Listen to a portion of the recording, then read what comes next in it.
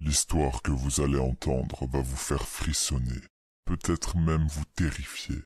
Alors mettez-vous dans l'ambiance, éteignez les lumières et plongez dans le cauchemar. Il n'y a pas d'autre mot pour décrire ce que je vis. Je suis bel et bien en enfer. Je ne sais pas vraiment pourquoi. Enfin, je ne vois aucune raison qui expliquerait ma présence ici, mais bon. Je ne connais aucun endroit sur la planète qui ressemble à celui-ci. L'enfer, ou du moins la partie de l'enfer où je me trouve, ne ressemble pas vraiment à ce que vous pourriez imaginer. Ce n'est pas une caverne remplie de feu et de flammes et de démons rouges qui me tourmentent. Au lieu de ça, il y a juste un grand désert, vide. Il n'y a personne ici à part moi. Maintenant, vous devez penser que ce n'est pas si mal finalement. Ça pourrait être pire.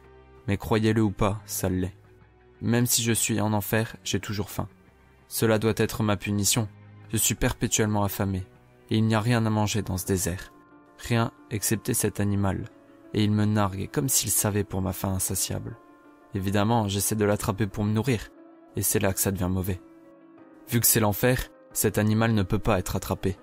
Chaque fois que j'essaie, à chaque fois que je suis sur le point de l'attraper ou de le tuer, il parvient miraculeusement à s'échapper. Donc, ceci est mon destin. Une faim éternelle et de la nourriture à portée de main, mais inaccessible. Parfois, je me prends à être inventif, à tester de nouvelles idées pour attraper ma proie, espérant que cette fois sera la bonne. Il y a une sorte de présence invisible ici qui me donne de nouveaux outils pour m'aider.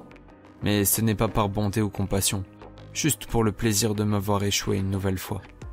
Pour maintenir en moi une lueur d'espoir. Après tout, si j'étais sûr de ne jamais pouvoir attraper ce foutu animal, je ne souffrirais pas autant, n'est-ce pas? D'autres fois, je décide de ne pas jouer le jeu de mes tourmenteurs. Je refuse cette chasse inutile, et j'essaie de trouver une autre façon de passer le temps. Mais la faim ne cesse jamais, et ce n'est qu'une question de temps avant que je ne reparte à la chasse.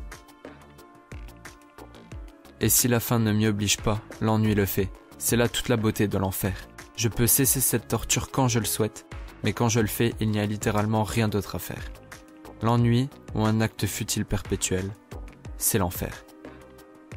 Je peux juste espérer que, quand je l'attraperai enfin, le goût du bip-bip en vaudra la chandelle.